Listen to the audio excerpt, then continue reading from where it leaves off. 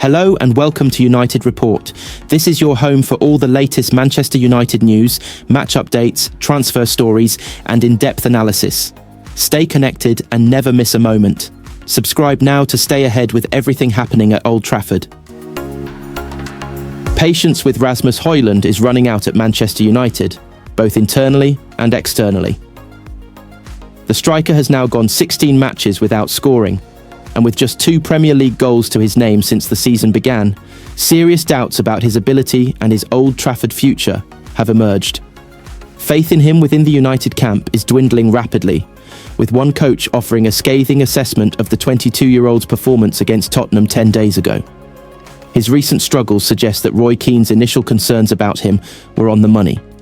Little over a year ago, the former Manchester United skipper, 53, lambasted Højlund for not being clinical enough and lacking a real desire to get on the score sheet. "I'd be fuming with him if I was manager," Keane insisted after the £72 million Denmark international failed to score against League One side Wigan in the FA Cup back in January 2024, squandering several clear-cut chances. He wasn't clinical, he's missing his chances. We can say unlucky, oh dear. But he has to create opportunities for himself and put them in the back of the net. Stop messing about. A few days later, the Irishman tore into Højlund again. He's been allowed some time now to bed himself into the club, into English football, but now we're talking about Manchester United. You have to have that real desire to score goals. These players just don't have the desire to score, and Højlund has not shown it. There have been players that have come to Man United, and we've spoken about how unlucky they are, but you can't keep waiting.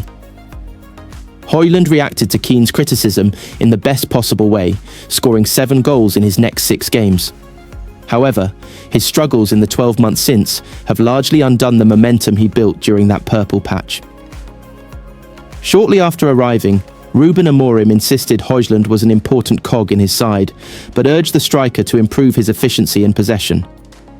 "I think he has to improve more because sometimes he gives too many touches when he holds the ball," the United head coach said in November. "It's very important for us because when we are in a low block, he is the guy to hold the ball and connect for transitions. He did that very well. He has those characteristics. He is aggressive in the box. He is a quality player, but he has a lot to improve." Højlund joined United from Atalanta in 2023, in a deal worth an initial £64 million, which could rise to a whopping £72 million with add-ons. He arrived with just 18 league goals under his belt, a tally that he's since increased to 30. Continued interest in forwards like Victor Gyökeres, Victor Osimhen, Liam Delap and Jonathan David suggests the Red Devils are already planning for a future without Højlund, who has failed to justify his price tag, while summer recruit Joshua Zirkzee has hardly helped lift the burden in front of goal either.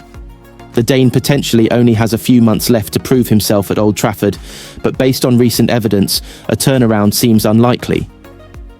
The Manchester United figure said to a colleague at half-time at Goodison Park, "There is little warmth about their club amid the callous cost-cutting initiated by Sir Jim Ratcliffe. Ratcliffe is more than a year in at United, and his tenure as co-owner has been marked by an FA Cup triumph, United's sweetest in the competition since 1996. But it is an era hitherto renowned for penny-pinching, a manager's sacking, and the worst United team in 51 years. Ratcliffe had become accustomed to United fans approaching him for selfies.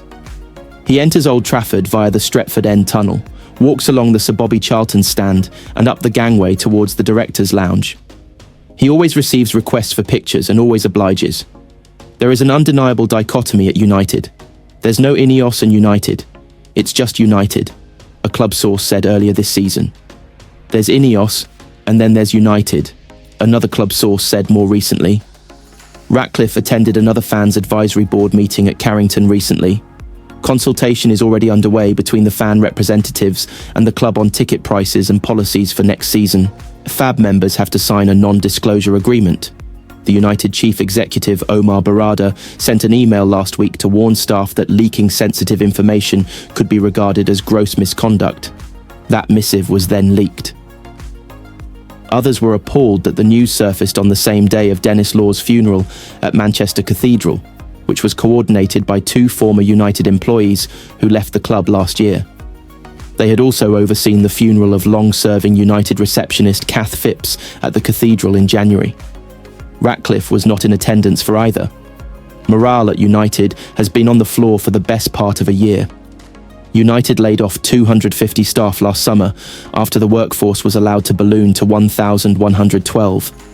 Some had titles that effectively fixed a target on their back, and Ratcliffe pulled the trigger. On pre-season tours, we see some United employees that we never see again until the next tour 12 months later. One employee had their suitcase packed for the tour in anticipation of flying to Los Angeles. Then they were told they would not be going as they were at risk. Others on the tour were informed midway through that they could be at risk, having previously been assured their jobs were safe. Bruno Fernandes, Eric Cantona and Juan Mata reached out to staff at United who were about to leave. Sir Alex Ferguson commiserated with a former staff member, and Victor Lindelof sat with another on the train back from London after the Community Shield. A couple who worked at the club got married last year and both lost their jobs. Erik Ten Hag re-entered the Carrington press room after a press conference in September to give a speech for the emotional departing press officer John Allen. "I know you as a very good colleague," Ten Hag said. "I'm very happy with the support you gave me, how we worked together. I wish you all the best with what's coming, and something great will come for you, I'm sure, because you are so competent. And I wish you all the best, of course, for your work and for your family." Ten Hag took Allen and existing members of the press office out for a last supper. Departments are as depleted as the United attack. A member of the Controlled Solutions Group security firm United work with had to jump onto the front desk of the media entrance to hand out accreditation amid a staff shortage. Upstairs later that evening, the gentleman who ensures the press lounge buffet is replenished had to muck in and hand out team sheets. There are only two dedicated press officers with the first team. Toby Craig, the chief communications officer formerly of Manchester City and Chelsea, watches games from the director's box. Craig was another City alumni recruit recommended by Barada. United staff checked in with friends at City when Barada defected and were encouraged. He had a great reputation at City, a United source said. Now, he's out of his depth. In January last year, Ratcliffe held an all-staff meeting that one source described as amazing. "They get it," another enthused club employee said. United staff anticipated exciting times until reality dawned on them. Former employees are bound to be embittered, but it is a struggle to find anyone at United with a kind word to say about Ratcliffe now. In a briefing with dedicated correspondents in the Old Trafford boardroom on September 1st, Barada admitted there would be mistakes. Those on Ratcliffe's watch have been so glaring and so avoidable. The cost of sacking Ten Hag and the short-lived sporting director Dan Ashworth was £14.5 million, a sum that undermines the penny pinching at lower levels. United's summer was one of compromise. Signings for Ineos Lenny Yoro and Manuel Ugarte, signings for Ten Hag Matthijs de Ligt and Noussair Mazraoui,